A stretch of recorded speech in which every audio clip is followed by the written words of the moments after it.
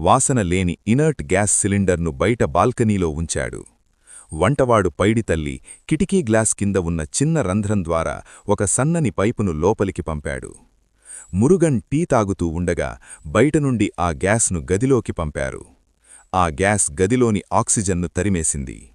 మురుగన్ గాలి పీల్చుకుంటున్నా అందులో ఆక్సిజన్ లేకపోవడంతో కేవలం 3 నిమిషాల్లో సైలెంట్గా స్పృహ కోల్పోయి చనిపోయాడు. ఆ తరువాత హంతకులు పైపును బయటకు తీసేసి గదిలోని ఏసీని ఫుల్ స్పీడ్లో పెట్టారు. తద్వారా గ్యాస్ అంతా బయటకు పోయింది.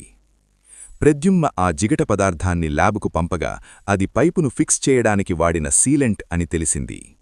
అలాగే వంటవాడు పైడితల్లి వేసుకున్న గ్లౌజ్లపై ఆ గ్యాస్ ఆనవాళ్లు దొరికాయి.